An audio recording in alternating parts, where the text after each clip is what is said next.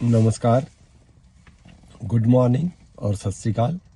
ये वीडियो मैंने हिंदी भाषा में बनाई है और इसका टाइटल है कि कनाडा के विजिटर वीज़े से रिफ्यूज़ल से कैसे बचा जा सकता है। मुझे ये मालूम है कि 2022 में भारत से बहुत सारे लोगों ने विजिटर वीज़े के लिए अप्लाई किया था और यहाँ पे आर्टिफिशियल इंटेलिजेंस सिस्टम यूज़ कर रहे थे।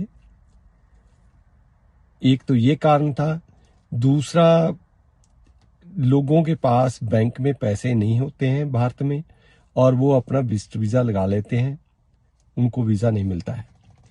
तीसरा क्या है कि जब आप हस्बैंड वाइफ इकट्ठे ट्रैवल करना चाहते हो, अक्सर हमने देखा है कि इकट्ठे मियाँ बीबी को वीज़ा नहीं मिलता है। सिर्फ फैमिली यूनिफिकेशन होता है कि कोई कैनेडियन सिटीजन है या परमानेंट रेजिडेंट है, वो उसके लड़के या लड़की की शादी है या वो नया घर खरीदा है तो उसके अंदर गृह प्रवेश करना है, या उनकी 25वीं या 50वीं शादी का एनिवर्सरी है, या उनका कोई भी लड़का लड़की 18 साल का होने जा रहा है तो 18th बर्थडे यहाँ पे बहुत इंपॉर्टेंट होता है। उसके लिए आपको मियाँ बीबी को इकट्ठा वीज़ा लगा देते हैं, प्रोवाइडेड जब वो कनाडा आए थे तो उन्होंने एक फैमिली इंफॉर्मेशन फॉर्म भरा था, उसके अंदर आपका नाम लिखा था, तो हो सकता है, नहीं होगा तो आपको नहीं मिलेगा। विजिटर वीजे के रिफ्यूजल के दो मेन कारण हैं। एक, जो भी एप्लीकेंट वहां से फाइल लगाता है उसके पास सफिशिएंट फंड्स नहीं होते हैं। कम से कम 10 लाख रुपए आपके बैंक में होना चाहिए। ये पैसा किसी ने नहीं लेना है, आपका पैसा आपके पास रहेगा। देखो कनाडा में क्या है कि पहले तो 2 लाख रुपए की तो एयर टिकट ही है, फिर क्या है कि $350 रुपए एक कप चाय का है, $100 कम से कम एक कमरे का एक दिन 24 आवर का किराया है, उसके बाद में 1000 रुपए का एक टाइम का खाने का लगता है। आपने शॉपिंग भी करनी है, आपने एंट्री फी भी देनी है, आपने बसों के ऊपर चलना है, ट्रेन पे चलना है, आपने किराया देना है। तो लगभग आपके पास 10 लाख रुपए पर पर्सन होना चाहिए, तो ही आप इसके लिए ट्राई करो। इसी तरह मैं देखता हूं कि जब लड़का और लड़की शादी करने के बाद स्पाउस वीजे की एप्लीकेशन लगाते हैं तो शादी के ऊपर तो 50-50 लाख भी लगा देते हैं, पर ये नहीं कि लाख या 2 लाख रुपए एफडीआर दोनों के कॉमन नेम के ऊपर कर दिया जाए, जिससे उनके संबंध जो है वो प्रूव हो सके। मैं आपको कुछ कारण बताऊंगा जो आपने विजिटर वीजे की स्टेटमेंट ऑफ पर्पस में लिखने होते हैं कि वो कौन से कारण हैं जो आपको वापस भारत जाने के लिए मजबूर करेंगे। ये विजिटर वीजे की इंपॉर्टेंट रिक्वायरमेंट है। सबसे पहले क्या आता है, left a family member back home. देखो जैसे मैंने बताया कि यदि हस्बैंड ने फाइल लगानी है तो शो करो कि मेरी वाइफ पीछे है। यदि वाइफ कनाडा आ रही है तो ये लिखो कि हस्बैंड पीछे है। यदि लेडी के पास बच्चे हैं तो वो लिख सकती है कि जो तो 5 साल तक बच्चा है उसका फाइल तो साथ लगा सकती है। यदि 5 साल के ऊपर का बच्चा है तो उसको आपको भारत में छोड़ के लिख सकते हो कि my child is left back home.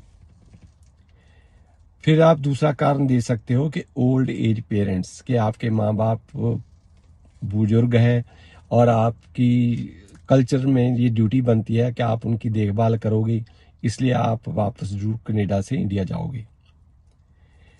Number 3, जो गवर्नमेंट जॉब्स के ऊपर हैं या जो लोग कंपनी में पब्लिक सेक्टर में काम करते हैं चाहे प्राइवेट सेक्टर में काम करते हैं, तो वो लिख के लगा सकते हैं और एम्प्लॉयर से लेटर भी ले सकते हैं कि इन दी एब्सेंस लीव में जब वो कनाडा में होंगे, जब भी कनाडा से वापस आएंगे तो उनको वापस उसी जॉब के ऊपर ले लिया जाएगा। यदि नंबर 4 है प्रॉपर्टी इन इंडिया, आपके नाम के ऊपर कोई प्रॉपर्टी है, 1 घर है, 2 घर है, 3 घर है, या आपके पास प्लॉट है या कोई एग्रीकल्चर लैंड है, आपका उसके अंदर वेरवा देना चाहिए। 5वां, well defined plan after schooling. जो बच्चे स्टडी परमिट के पर कनाडा आ रहे हैं उनको बकायदा अपना प्लान शो करना पड़ता है कि भाई जब मेरी ये पढ़ाई ख़त्म हो जाएगी यहाँ पे, तो मैं भारत जाकर ये पढ़ाई मुझे कैसे लाभ देगी। मेरे को एम्प्लॉयर प्रमोशन दे देगा, मेरी तनख्वाह बढ़ जाएगी, या उसकी इंडिया के अंदर बहुत ज़्यादा रिक्वायरमेंट है। ये उनको कोई ना कोई कारण शो करना पड़ेगा।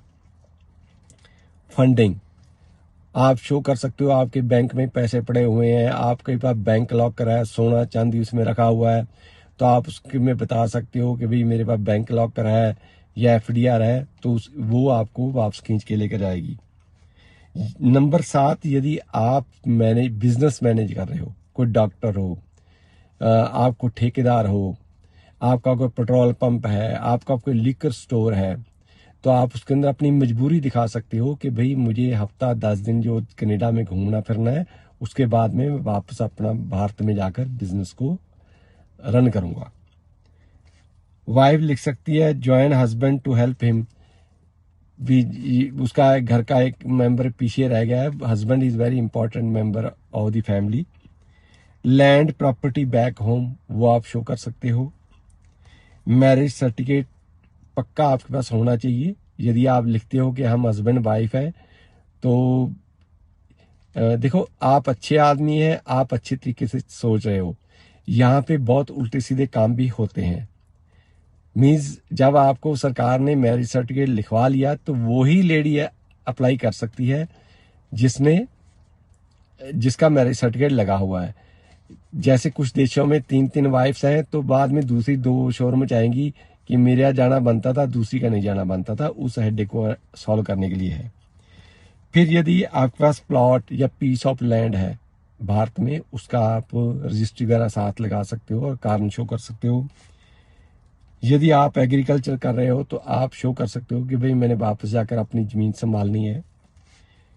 फैमिली टाइज बैक होम, आपके चाचा ताया बहन भाई पुआ फुफड़ सब भारत में है, तो आप शो कर सकते हो कि भाई I will be returning back home, मेरे तो बाकी फैमिली मेंबर सभी वहां पे हैं। यदि किसी का फादर डॉक्टर है तो वो शो कर सकता है कि भाई आफ्टर कंप्लीटिंग माई विजिट और ये स्टडी इन कनाडा मैं वापस उसकी हेल्प करने जा रहा हूँ।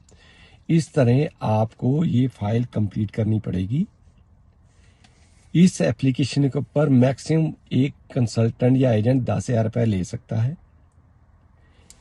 लगभग $185 या $150 इसकी सरकारी फीस है जो आपने क्रेडिट कार्ड के थ्रू पेमेंट करनी होती है। इससे ज़्यादा पैसे नहीं लगते हैं। हाँ, आपके बैंक में पैसे जरूर होने चाहिए। यदि आपको कोई भी ज़्यादा पैसे मांगता है तो हम कनाडा के लोगों ने भारत में एक ऑफिस बना के दिया है पटियाला शहर में। यदि आपके पास आने जाने का टाइम नहीं है तो आप फ़ोन पे भी बात करके ऑनलाइन अपना काम करवा सकते हो, ताकि आपका पैसा वेस्ट ना हो और आपका टाइम भी ख़राब ना हो। तो इसके अलावा आपको कोई भी इंफॉर्मेशन चाहिए कनाडा के बारे में, आप वहाँ से फ़ोन नंबर है 9815101148, दूसरा नंबर है 9882295000। ये मॉर्निंग 10 AM से लेकर शाम को 4 o'clock तक काम करता है। आप फ़ोन पे कोई भी इंफॉर्मेशन फ्री ऑफ कॉस्ट ले सकते हो। Please stay connected with us. Thank you very much.